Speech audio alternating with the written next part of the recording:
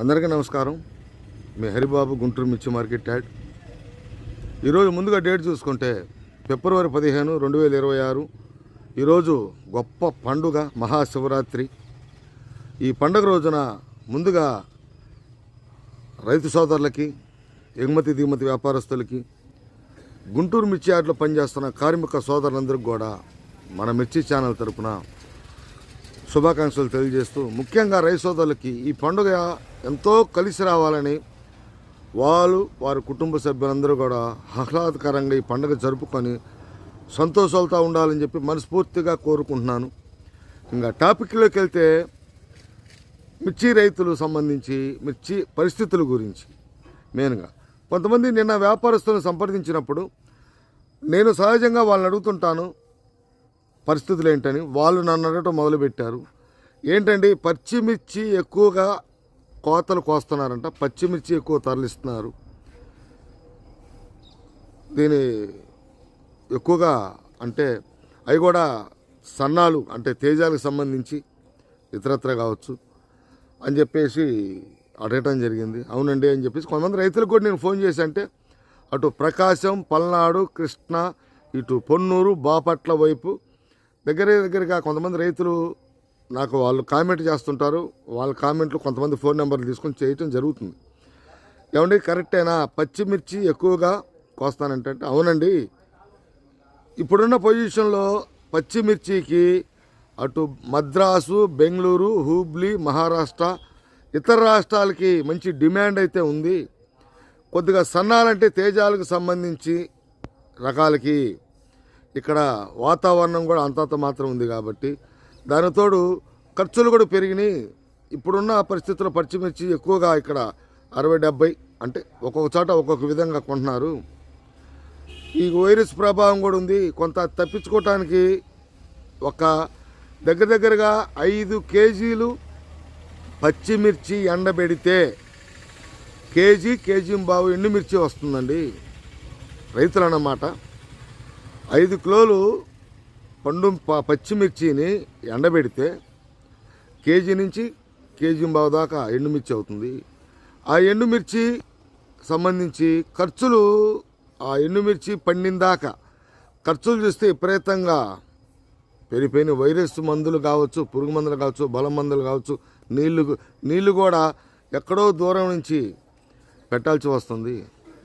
కోత కూలీలని ఇయని విపరీతం చూస్తే ఇటు పక్క చూస్తే కొంచెం అక్కడి నుంచి వచ్చి అటు బెంగళూరు, మద్రాసు, కర్ణాటక వైపు నుంచి కూడా వచ్చి పచ్చిమిర్చికి కొద్దిగా ధర మేము కల్పించగలుగుతాం, మాకు పచ్చిమిర్చి కావాలని చెప్పేసి అడిగితే మాకు అనుకూలంగా సానుకూలంగా ధరలు కూడా బాగానే ఉండే అనిపించి పచ్చిమిర్చి అమ్మేస్తున్నాము అని చెప్పడం జరిగింది. ఈ విధంగా ఎగుమతి వ్యాపారస్తులు ఇటు సంగతి అని చెప్పంటే, ఈ విధంగా అయితే రాబోయే రోజుల్లో ఎండుమిర్చికి అంటే రాబోయే రోజులు అంటే కొద్దిగా ముందు రోజులు గడిచే కొద్దీ ధరలు ఎట్లా ఉంటాయంటే, ఈ విధంగా పచ్చిమిర్చి కనుక జరిగితే ఇప్పటికే ఆల్రెడీ విస్తీర్ణలో తక్కువ, దానితోడు తుఫాను ప్రభావం కానీ వైరస్ కారణాల వల్ల కొంత పంట ధ్వంసమైంది. ఇతర రాష్ట్రాలతో పోల్చుకుంటే ఆంధ్రానే కొంచెం బాగుంది కాబట్టి అటు మహారాష్ట్ర, కర్ణాటక, అటు తెలంగాణ వైపు ఇతర రాష్ట్రాల్లో పంట మొత్తం పోయింది కాబట్టి అందుకనే అక్కడ పచ్చిమిర్చి లేకనే మన ఆంధ్ర వైపు పచ్చిమిర్చి వైపు వాళ్ళు మగ్గు చూపించి తీసుకెళ్తున్నారు. ఈ విధంగా చూస్తే పచ్చిమిర్చి కనుక అన్ని దిగితే కనుక ముందు రోజుల్లో ఎండు మిరపకాయలకి ధరలైతే బాగానే ఉండొచ్చు అని వాళ్ళు వ్యాపారస్తులు చెప్పడం జరిగింది. సరే, ఈ మధ్య కాలంలో మనం చూసామండి, కొంచెం మార్కెట్ అనేది సీడ్ రకాలకు కూడా జంకిందంటే ప్రస్తుతానికి ఫస్ట్ అనుకున్నంత క్వాలిటీలు ఒకే విధంగా రావు కదండి. అదే విధంగా రావటం, అదే కోతలు తెగే కొంది కూడా క్వాలిటీ అనేది తగ్గుతుంటుంది. వాళ్ళు చెప్తున్న వ్యాపారస్తులు చెప్తున్నది. మాకైతే నెక్స్ట్ పచ్చళ్ళ సీజన్ కాబట్టి క్వాలిటీ ఉన్న మిర్చి కావాలా. క్వాలిటీ ఉన్న మిర్చి కోసం ఏదైనా ఒక ఆ రోజు పరిస్థితుల ప్రభావం, సరుకులను బట్టి ఆ రోజు మార్కెట్ అవసరమైతే పెంచాల్సి వస్తుంది. దాని ప్రభావంతో మేము పెంచుకుంటుంటాం. సీడ్ రకాలకి మార్కెట్ కూడా ఎప్పుడు కూడా బాగానే ఉంటుంది అనుకున్నదే.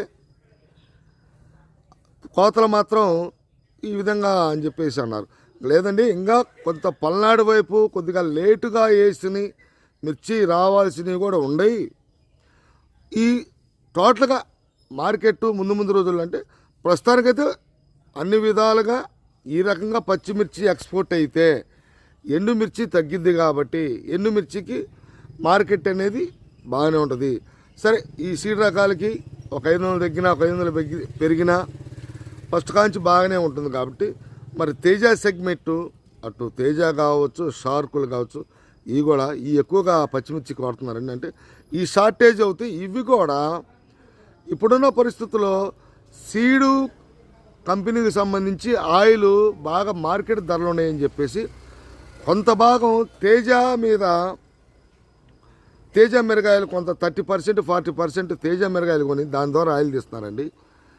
అందుకని మార్కెట్ కూడా కొంచెం అట్లా స్టాండర్డ్గా నిలబడగలిగింది తేజ కూడా మార్కెట్. ఆ తేజనే స్టాండర్డ్గా అట్లా కొనటం. సీడ్ రకాలు చూస్తే బాగా రెక్కలు వచ్చి ముందుకెళ్ళి కొంచెం ఉంది.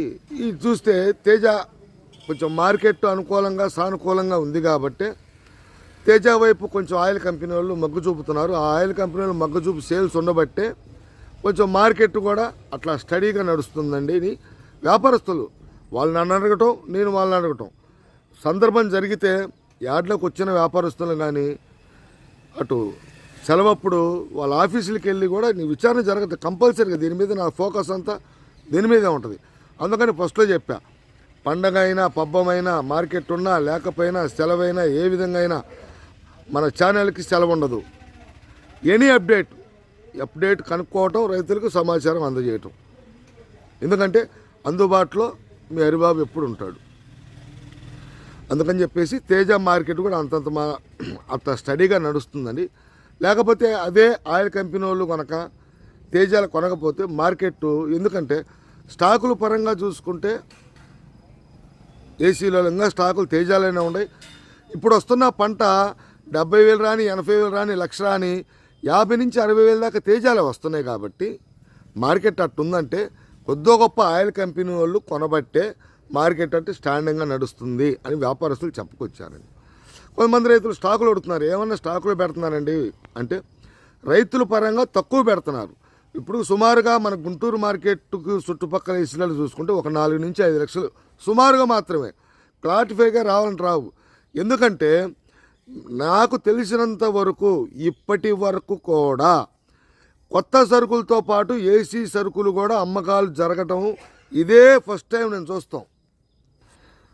ఇదే ఫస్ట్ టైం చూస్తున్నాను. నేను అనుకోవటం కూడా ఇంకా సరుకులు ఇట్లానే వస్తున్నా ఇంకా ఏసీలు కూడా కొనసాగుతుంటాయి అనుకుంటున్నానండి. నేనైతే అవకాశాలు ఉన్నాయి, లేకపోలేదు. అందుకని చెప్పేసి నేను కొంత వ్యాపారస్తుల్ని ముందు రోజుల్లో ఎండుమిర్చికి ఇట్లా ఈ రకంగా పచ్చిమిర్చికి ఇట్లా ఉంటాయి కాబట్టి ఇంకా షార్టేజ్ వచ్చే అవకాశం ఉంది. కాబట్టి ఎండు మిరపకాయల రేట్లు తగ్గే అవకాశం లేదు, అది ఏ రకమైనా కానీ. ఇప్పటికి ఆల్రెడీ అటు సీడ్ రకాలు మార్కెట్ జంకిన, అటు సీడు రకాల మార్కెట్ కొద్దిగా ఒక 500-1000 రూపాయలు జంకిన సీడ్ రకాలకి, తేజ రకాలకి అంతంత మాత్రం స్టడీగా నడుస్తుంది. బ్యాడిగి రకాలు కూడా మార్కెట్ బాగుంది. అటు 34 నాటు రకాలకు కూడా మార్కెట్ బాగానే ఉంది. ఒక్క సీడ్ రకాలకే కొంచెం మార్కెట్ వాళ్ళ వ్యాపారస్తులను సంప్రదించినప్పుడు క్వాలిటీలన్నీ తగ్గటం వల్ల దాని ప్రభావం కూడా చూపుతుంది ధరల మీద అని చెప్పడం జరిగింది. టోటల్గా అయితే ఎండుమిర్చికి మార్కెట్ పరిస్థితులు బాగానే ఉంటాయి. ఈ రకంగా అయితే పచ్చిమిర్చి ఎక్కువ దిగితే అని చెప్పడం జరిగిందండి. రేపు మళ్ళీ సోమవారం సరుకులు ఎన్ని వచ్చినాయి, ధరలు ఏ విధంగా జరిగినాయి అని మళ్ళీ మీ కళ్ళ ముందుకు మీ హరిబాబు రిపోర్ట్తో వస్తాడు. మళ్ళీ రేపు కలుద్దాం. నమస్తే, మీ హరిబాబు, గుంటూరు మిర్చి మార్కెట్ యార్డ్.